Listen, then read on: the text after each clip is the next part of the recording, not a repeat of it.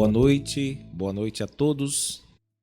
Está no ar pelo YouTube e também pelo Facebook da Igreja Presbiteriana Cristo Redentor, Terceira Igreja Presbiteriana de Porto Alegre, Rio Grande do Sul. A nossa programação de todas as quintas-feiras, chimarrão com Bíblia.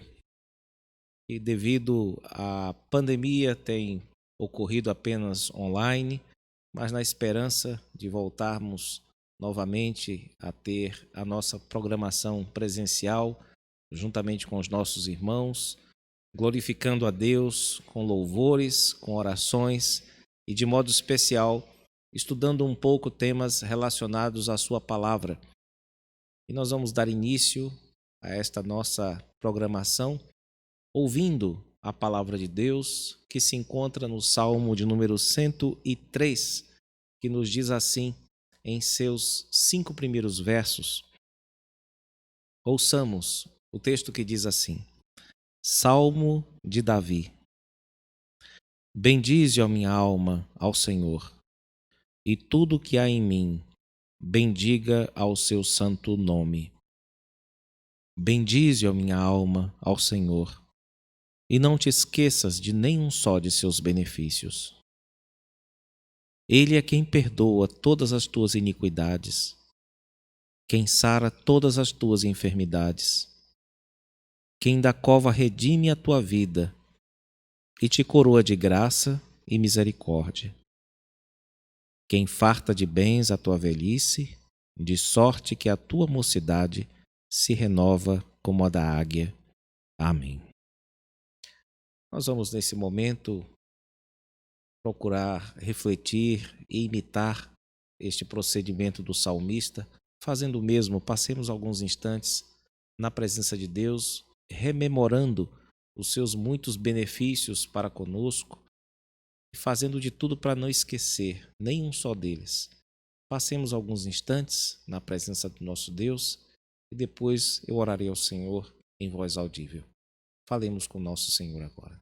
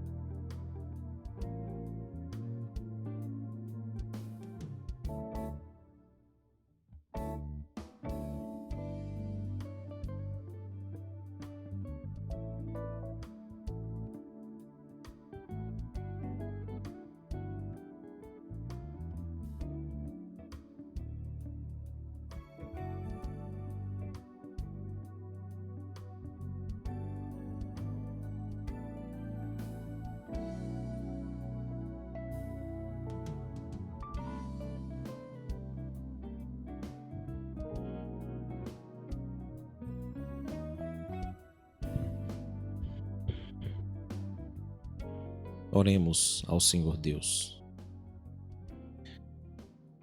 Nosso Pai, graças te damos porque tu tens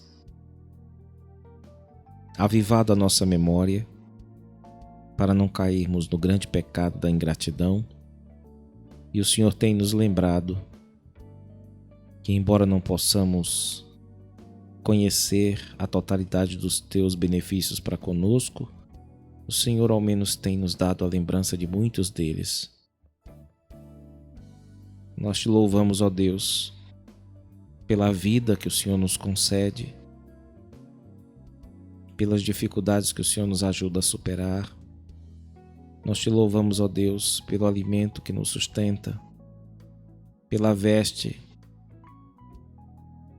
Ó Senhor, nós te louvamos pelas pessoas que o Senhor põe em nossos caminhos, em nossa família, em nossa igreja, em nosso círculo de amizades. Nós te louvamos, ó Deus, pela água que alivia nossa sede.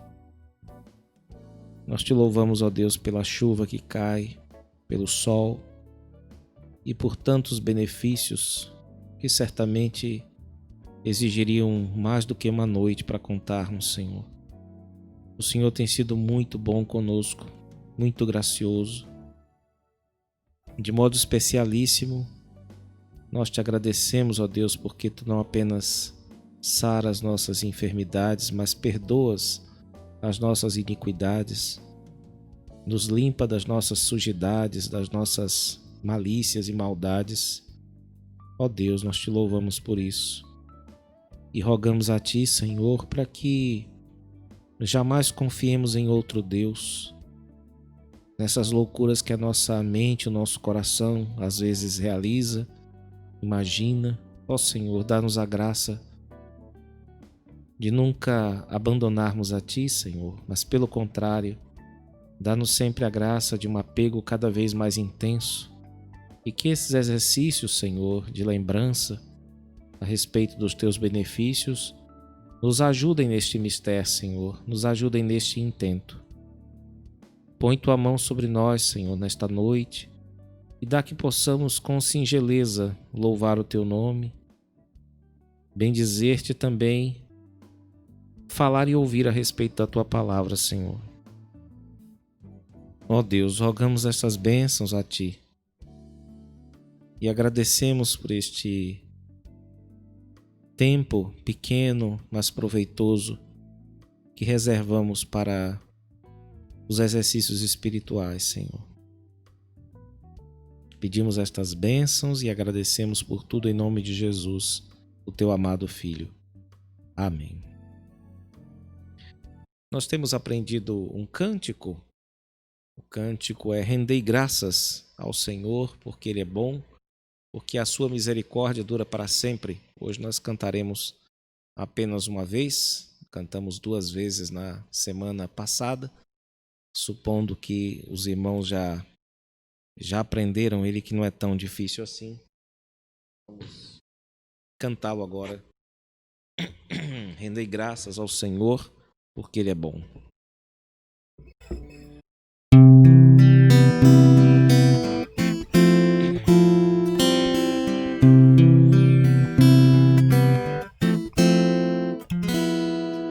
Rendei graças ao Senhor, porque Ele é bom. Rendei graças ao Senhor, porque Ele é bom. Porque a sua misericórdia dura para sempre. Rendei graças ao Senhor,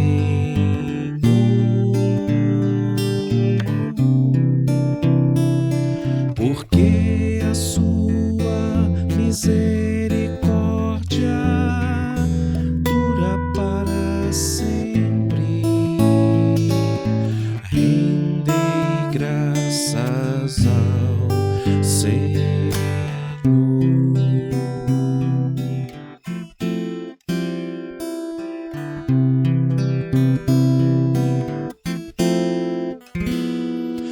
Rendei graças ao Deus dos deuses, porque Ele é bom.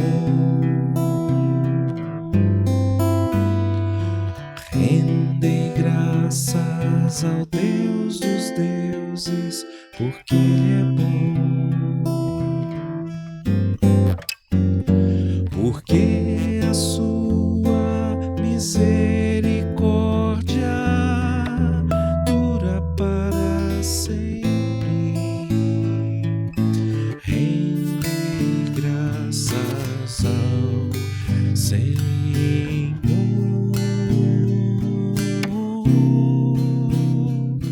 Porque a sua misericórdia dura para sempre. Rendei graças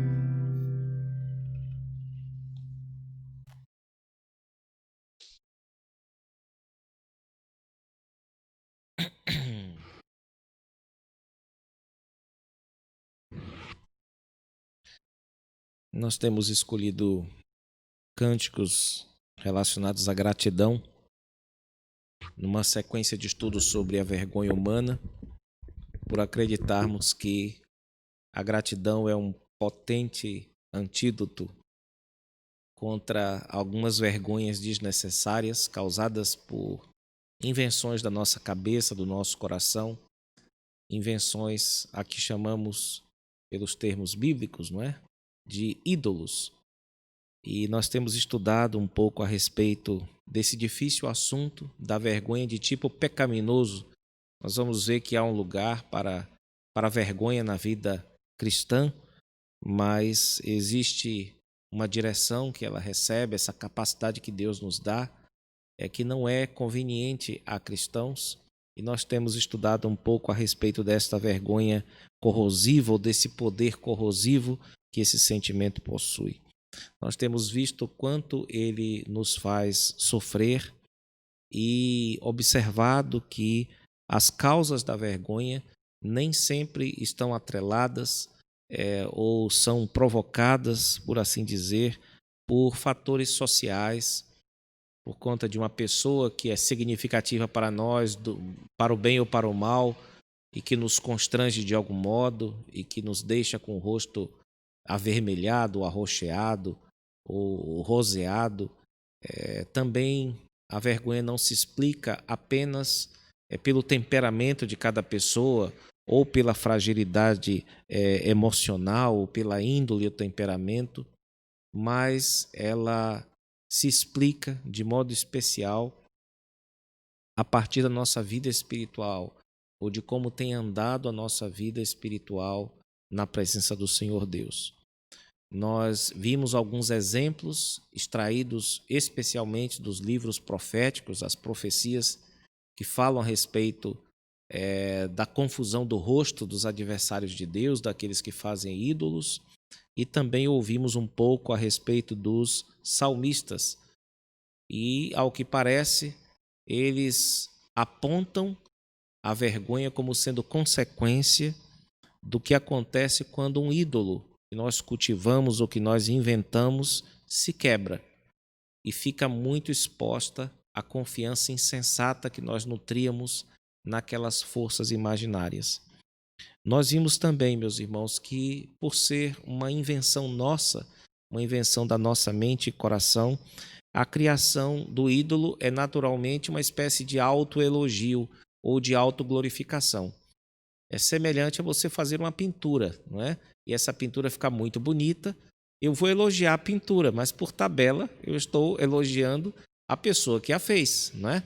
Então, um ídolo, alguma coisa que você faz, que você participa na sua feitura, é naturalmente um ponto para você, se ele é verdadeiro, se ele é ágil, se ele é maravilhoso, se ele é digno de confiança, significa que, de certo modo, você é digno de confiança. Se você é uma pessoa que constrói algum móvel, por exemplo, uma cadeira, e aquela cadeira é praticamente inquebrável, ela é confiável, mais confiável ainda é quem a confeccionou, não é? Então, fazer um ídolo, de certo modo, é um ato de autoglorificação, ou de autopromoção, ou de tentativa de obter glória, uma glória que, aliás, Deus não divide com ninguém. Nós vimos também, meus irmãos, que a vergonha revela a nossa necessidade de acordar, de despertar de um endurecimento que pode estar tomando o nosso coração e muitas vezes se recusa a escutar a palavra de Deus, porque é típico dos idólatras assimilarem as características de insensibilidade dos seus ídolos. Isso quem diz é o Salmo de número 115, né? Aquela famosa maldição aos idólatras do Salmo 115. Tornem-se semelhantes a eles os que os adoram. Então, que eles sejam insensíveis como as coisas mortas, que não enxergam, que não veem, que não ouvem. Então, o idólatra, quando ele está num estado muito avançado, ele é alguém que se torna como que cego, como que surdo, como que iludido para as grandes realidades. As pessoas de fora, às vezes, conseguem enxergar muito melhor um ato de idolatria, ou quando uma pessoa tem, por exemplo, um filho numa estima além da conta, quando ela põe o filho como que num pedestal, as pessoas de fora percebem. Ela já não percebe mais às vezes. Às vezes ainda dá ouvido a conselhos, outras vezes já não tem mais jeito. Ela está com os ouvidos tapados a qualquer clamor, a qualquer alerta vindo de fora. Alguns são com emprego, outros são com marido ou com esposa, outros são com ideologia política e outros com algum tipo de Deus que ele pode criar, já que o ser humano e o seu coração produzem ídolos com bastante frequência e variedade. E as pessoas, como eu falei, de fora, normalmente notam melhor isso do que aquele que está na prática da idolatria. Ele se torna, de fato, alguém insensível.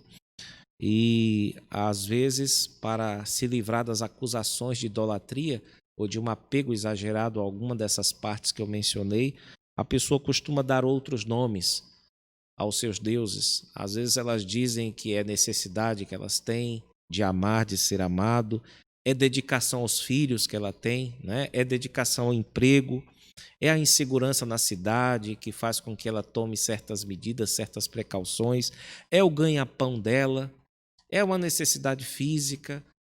As pessoas sempre vão tentar dar nome aos seus deuses, porque elas sabem que, no fundo, a idolatria é algo ridículo e ridicularizado, inclusive, pelos profetas e poetas bíblicos, irmãos. E, desse modo, infelizmente, as pessoas vão elegendo tanto coisas como também outras pessoas como suas fontes últimas, supremas de vida. E mesmo quando a verdade vem à tona, quando acontece uma quebra num desses ídolos, existem pessoas que recusam-se a crer e dão um jeito de justificar aquilo que aconteceu para tornar aquele ídolo ainda para ela aceitável e digno daquilo que ela tem feito por ele. Isso é típico da idolatria. Não importa se é idolatria política, se é idolatria afetiva, familiar, de trabalho, não importa. Deu alguma coisa errada, se a pessoa está muito dedicada àquilo ali, na idolatria, a tendência dela é justificar aquilo, não pela quebra no ídolo, mas por algum tipo de percepção errada que se teve a respeito, alguma coisa que os idólatras sabem bem imaginar e argumentar quando veem seus ídolos ameaçados. A respeito disso, ouçamos os autores. Eles nos dizem o seguinte, a respeito dessa paixão cega pelos ídolos. A cegueira mantém a paixão diabólica de reter poder e glória. Ela oferece a solução simples. O que eu não posso ver, não tenho que tratar. Caso ignoremos a vergonha ou a consideremos como mero subproduto de sentir-se mal quanto a nós mesmos, nossa ignorância na fabricação de ídolos nos levará a resolver a questão da vergonha voltando para a própria coisa que a causou, em primeiro lugar, a busca da nossa própria glória. Eventualmente, às vezes acontece que a pancada é tão forte naquilo que você confiava mais do que em Deus, que algumas pessoas são levadas à beira do abismo, da aniquilação mesmo. Elas ficam verdadeiramente desorientadas e, nesse momento, elas podem fazer muitas coisas ruins contra outras pessoas e contra si próprias. Mas elas também podem ser levadas ao arrependimento, que é um outro extremo muito importante para a vida humana e muito decisivo, assim como a aniquilação também. Então é normal que a vergonha tenha esse poder de levantar questões últimas, de nos colocar em situações extremas, e nos extremos da vida, vamos dizer assim, estão Deus de um lado e a morte do outro, a vida ou a morte, não é? E a vergonha costuma nos debilitar e pode nos levar a desprezar tanto a nós mesmos, como eu disse, como também a outras pessoas, e promover em nós o desejo de nos autopunir ou de fazer alguma coisa que de algum modo resolva o problema da nossa vergonha. Mas a nossa esperança, tratando a respeito desses assuntos, é que a vergonha nos leve para outro extremo, que é o extremo de clamar a Deus e de nos abrir para entender um pouco melhor a respeito dele mesmo e a respeito desse sentimento e, consequentemente, do nosso próprio coração. Lembremos-nos de que, quando nós sabemos encarar de acordo com Deus os sentimentos mais difíceis, nós encontramos no final desse processo o próprio Deus, que está a nos ensinar desde o início a como lidar com esses estados de alma tão complicados. A respeito disso, novamente eu peço a você para que só ouça essas palavras que estão no Salmo de número 44, em alguns trechos que eu vou ler. Eu peço a sua atenção nesta hora, para que vocês percebam a relação entre a vergonha e o opróbrio, entre o ridículo que o povo de Israel foi lançado no seu sofrimento e, ao mesmo tempo, de que modo, por meio desse ridículo, eles conseguem vislumbrar algo do coração de Deus. Então, o que eu quero dizer é que nem tudo está perdido e, na verdade, muita coisa pode ser ganha quando nós passamos uma vergonha muito grande, fruto de uma decepção idolátrica que tenhamos tido. O texto diz assim, no Salmo 44: Tu nos fazes opróbrio dos nossos vizinhos, escárnio e zombaria aos que nos rodeiam. O salmista reclamando em nome do povo de Israel do Senhor Deus, né? Que os entrega para sentir ou para passar vergonha diante dos outros povos.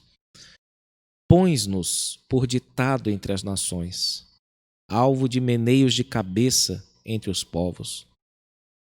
A minha ignomínia está sempre diante de mim. Cobre-se de vergonha o meu rosto, ante os gritos do que afronta e blasfema, à vista do inimigo e do vingador. Tudo isso nos sobreveio. Entretanto, não nos esquecemos de ti, nem fomos infiéis à tua aliança.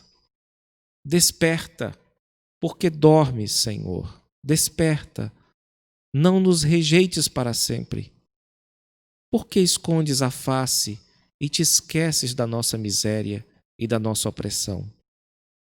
Pois a nossa alma está abatida até o pó, e o nosso corpo como que pegado no chão. Levanta-te para socorrer-nos e resgata-nos por amor da tua benignidade. Amém. O que nós estamos vendo aqui é a vergonha extrema diante dos outros povos. Israel, que se dizia o povo escolhido de Deus, está aqui sendo oprimido e passando vergonha diante dos povos. E o salmista está vendo, neste ponto, nessa situação, não um motivo de desespero, mas um motivo para conhecer um pouco mais a Deus, para se aprofundar num relacionamento com Deus. Então, a vergonha pode ser para nós uma ocasião, quando nós observamos a Escritura, para nós aprofundarmos, levantarmos certas questões a respeito de Deus e a respeito da vida, que às vezes, sem passar vergonha, nós nunca levantaríamos. Então, nós temos aqui uma porta que se abre para aprendermos, entendermos o que significa passar vergonha segundo Deus e, naturalmente, aprendermos um pouco a respeito de nós mesmos. Com isso, nós como que adentramos o próximo capítulo, que é o capítulo 15 desta obra. Nós falamos até aqui, o 14, a respeito do poder corrosivo da vergonha humana. Agora nós passaremos a falar a respeito do poder redentivo da vergonha divina.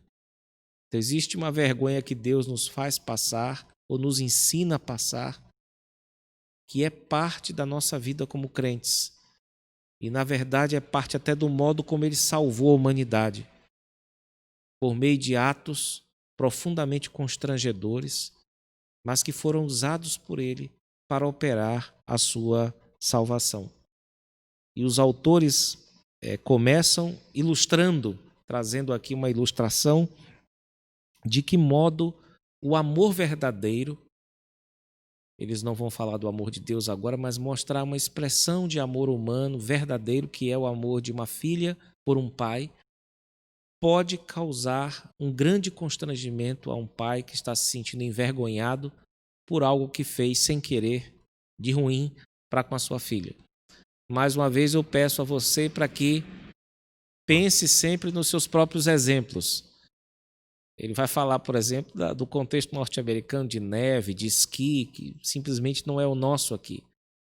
Então, se você puder, ouça isso e procure lembrar-se, a partir das estruturas do que está sendo dito aqui, dos seus próprios exemplos, de momentos em que o amor veio até você por meio de uma pessoa, por meio da sua mãe, por meio do seu amigo, por meio da sua namorada, e você sabia que não merecia aquilo, você queria consertar as coisas, mas ele simplesmente veio, e a vergonha que você sentia de se sentir imerecedor daquele amor, em vez de ir embora com a chegada do amor, se intensificou, né? Então eles contam aqui uma narrativa, falam uma narrativa aqui a respeito de um caso, mas eu peço a você para que pense no seu próprio caso, na sua própria vida, na sua própria história com a vergonha, né? Eles dizem o seguinte: há algum tempo estava esquiando com minha filha do meio, Amanda.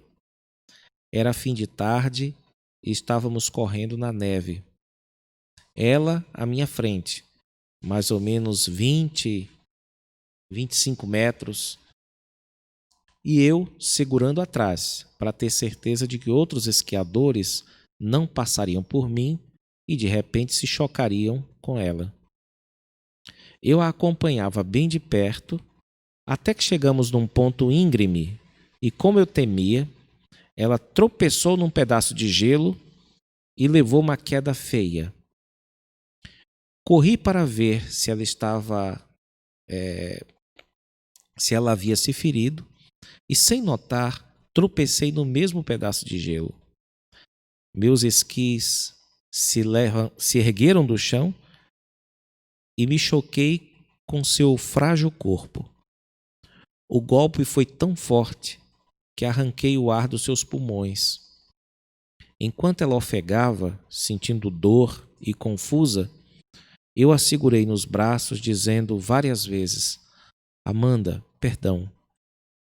Eu me senti terrivelmente envergonhado. Ela me olhou nos olhos e disse, entre soluços: Papai, eu te perdoo. Eu sei que você nunca quis me ferir. Eu fiquei desesperado. Eu nunca a machucaria intencionalmente, é claro, mas não havia nada que pudesse fazer para arrancar sua dor. A vergonha por ter perdido o controle e ferido alguém que eu amava me torturava, mas seu perdão intensificou ainda mais a minha vergonha. Por quê? A graça exige que nos despojemos do Deus da autossuficiência. Nosso orgulho nos compele a consertar um erro, mas a graça expõe nossa incapacidade de ter feito melhor. Somos recipientes impotentes de bondade. Quando somos humilhados na presença da bondade, a experiência de desespero normalmente provoca uma batalha para a retomada do controle. Eu quis fugir envergonhado, mas a bondade de Amanda não permitiu. A vergonha leva à autoabsorção, leva a pessoa a esconder-se e a ter um comportamento detestável. Minha filha queria que eu me aproximasse com coração e alma e não contivesse a mim mesmo. Seus olhos convidavam a uma tristeza quebrantada, a confiança e a gratidão. O que ela queria é semelhante àquilo que o Senhor deseja. Ele quer com isso deixar claro que a vergonha é uma oportunidade e às vezes ela já faz parte de um convite da graça de Deus em nossa direção. Especialmente quando essa vergonha é sinônimo de autoconfiança, que foi exposta, que foi humilhada. Esse fracasso pode ser para nós uma grande dádiva. É como uma pessoa que está fazendo uma coisa errada e que vai ser presa por aquilo, mas antes de chegar um policial, chegou um amigo, expôs sua vergonha e convenceu aquela pessoa a desistir daquele plano. Então, às vezes, a vergonha é um movimento de Deus na direção do pecador para impedir que o desastre seja ainda maior. E nós devemos considerar como algo vindo de Deus, que nos desperta e que nos suscita os anseios mais profundos, nos faz levantar questões mais profundas do que aquelas que corriqueiramente nós temos e fazemos a respeito de Deus.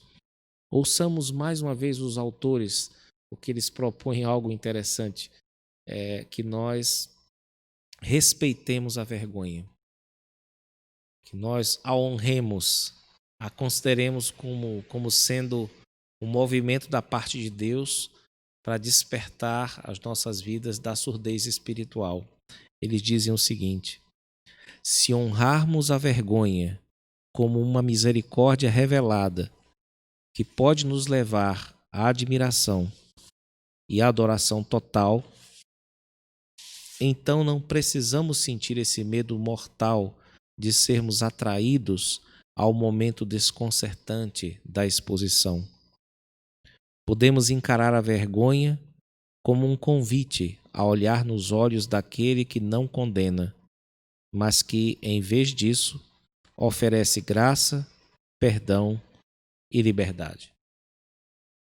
De acordo com os autores, quando nós aceitamos esse convite da vergonha, nós como que mergulhamos num mistério mais profundo, que é o mistério do relacionamento do próprio Deus com este sentimento, o sentimento da vergonha, e assim nós somos levados à própria pessoa de Cristo, Deus conosco, de que modo esse ser chamado Cristo esvaziou-se, de que modo ele suportou a ignomínia, suportou a vergonha para nos livrar da idolatria. Nós já temos concluído aqui e podemos dizer que todos os pecados humanos são, de algum modo, num certo sentido muito profundo, idólatras.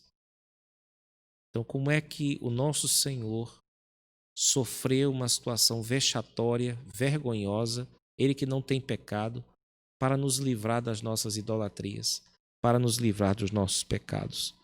Nós estamos, então, diante de um profundo mistério que deve ser estudado na sequência, e há muito a aprender com a disposição do nosso Senhor para se humilhar e para viver entre nós, muitas vezes, do ponto de vista humano, de formas constrangedoras. Eles elencam algumas partes da vida de Cristo, algumas dimensões, e apontam as situações constrangedoras que nosso Senhor passou para que pudéssemos ser salvos. E uma das coisas que eles destacam de início é a encarnação. O nosso Senhor tornar-se uma de suas criaturas, vestir-se, por assim dizer, da nossa carne, da nossa humanidade. Ele que é o Rei dos Reis, o Senhor dos Senhores, nasceu totalmente sem pompa, sem berço de ouro, numa cidade pequenina, minúscula como Belém, e em Belém, num ambiente totalmente impróprio, num local onde se guardavam animais, foi posto numa gamela, no lugar de alimentação, provavelmente usado pelos animais, certamente cheio de dejetos ou muito pouco higienizado, já que foi improvisado para o seu nascimento. Também é dito que ele foi vítima de uma tentativa de assassinato, queriam matar a criança no berço. E tudo isso, todo esse discurso, não apenas essa parte, mas tudo mais sobre a vida do nosso Senhor, inclusive a cruz, é considerado como um absurdo vergonhoso para os judeus. Um judeu, à medida que entende essa história, ele se sente envergonhado com uma narração dessa, ou com a narrativa, ou com uma história desse tipo, a respeito daquele que supostamente deveria ser o seu redentor, o seu rei, o seu senhor. Também os gentios, representados na época do Novo Testamento pelos gregos, eles achavam essa história um grande ridículo,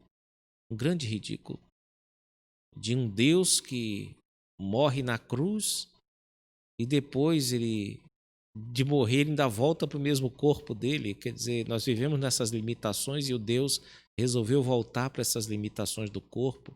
Eles acham tudo isso de um grande ridículo. Eles não gostavam por acharem absurda a história de Cristo do início ao fim. E de fato, para as mentes caídas, perdidas dos homens, a encarnação é mais absurda do que os ídolos que eles cultivam em seus corações e em suas mentes. Porque eles partem da ideia de que é mais fácil acreditar que alguma coisa se torne invisível, sendo antes visível, do que o contrário. É mais fácil acreditar que um espírito possa se tornar carne. É muito mais fácil para essas pessoas aceitar que uma criatura venha se tornar Deus, mas não que Deus venha se fazer homem, venha assumir a nossa humanidade, ou que o finito possa se tornar infinito, mas não o contrário, que o infinito venha se colocar no lugar de um homem finito, venha habitar como um homem finito. Então as pessoas têm extrema dificuldade para entender isso e normalmente elas se sentem constrangidas com a história da salvação, a começar da própria encarnação, irmãos. Mas o que nós sabemos pela Escritura é que o Verbo divino tirou suas vestes celestiais, suas vestes reais e se vestiu como um de nós, como um mendigo que se expôs inclusive às fraquezas dos mortais, como a fome, como a sede, como o cansaço e até como a tentação, mas tudo isso sem pecado. Então, esse é um mistério ligado àquilo que Deus quer nos ensinar a respeito da vergonha. Para nós aprendermos o que significa vergonha, nós precisamos necessariamente adentrar no mistério da encarnação, no mistério da vinda de Cristo para habitar conosco. A respeito disso nos dizem os autores. Jesus se submeteu aos efeitos de ser uma criatura, precisando de nutrição para o seu corpo, por meio de comida, e para a sua alma, por meio da fé. Ele não foi consumido por suas justas prerrogativas de permanecer em glória, mas escolheu penetrar nos sofrimentos de um mundo pecaminoso e tornar-se humano. Ele se sujeitou à vergonha da humildade e da baixeza. Somos convidados a entrar em sua humildade, permitindo que nossos corações sejam atingidos e quebrantados por meio da exposição do pecado. Na próxima quinta, se Deus nos permitir, nós continuaremos a estudar a respeito deste mistério profundo que é o envolvimento de Deus conosco, levando em consideração este sentimento chamado vergonha. Nós vamos continuar então a partir do capítulo 15, da sequência este capítulo, intitulado O Poder Redentivo da Vergonha Divina. E o Senhor Deus nos abençoe para isso. Nós vamos orar ao Senhor nesta hora, rogando a Ele para que nos ajude, para que nos assista, para que nos abençoe e para que guarde a sua palavra em nossos corações. Oremos.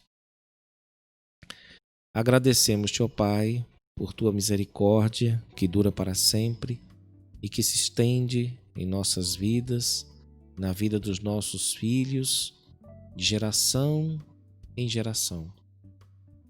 Nós te damos graças, Senhor, por estes momentos que passamos estudando a tua palavra, louvando a ti, invocando o teu santo nome. E rogamos, ó Deus, para que o Senhor nos conceda os frutos procedentes desta instrução, desses momentos que passamos aqui. Que a tua boa mão nos acompanhe, que o Senhor nos ajude a lidar, Senhor, com os nossos sentimentos durante este período de confinamento, de limitações. Pedimos, ó Deus, para que o Senhor nos ajude também a ser compreensivos com outras pessoas que passam por problemas mais ou menos semelhantes aos nossos. Assista-nos, ó Deus, nas nossas fraquezas e dá-nos a graça de consagrar não apenas o nosso entendimento e a nossa vontade, mas também as nossas afeições, de modo que tenhamos os mesmos sentimentos e as mesmas disposições que houve no teu amado Filho, Senhor. Rogamos, ó Deus, estas bênçãos, agradecidos por tudo, em nome de Jesus, o teu amado Filho. Amém. Com esta oração, nós chegamos ao fim de mais uma edição do nosso Chimarrão com Bíblia. E o nosso próximo encontro será no domingo que vem, a partir das 9 horas. Nós teremos a nossa reunião de oração, vai mais ou menos até as 9h25, e depois de uns 5 minutos nós começamos as nossas classes de escola dominical. Caso você tenha interesse em participar, você pode pedir um link de acesso a uma das salas pelas nossas redes sociais, solicitar para nós, e você será muito bem recebido virtualmente em uma de nossas classes. Também nós teremos o nosso culto online a partir das 19 horas de domingo. Teremos antes disso o culto das 16 horas, este presencial, mas para um número limitado. Aquele que desejar participar deve procurar-nos também nas nossas redes sociais para fazer a sua inscrição. Que o Senhor Deus nos abençoe e nos conceda uma boa noite em sua presença. Amém.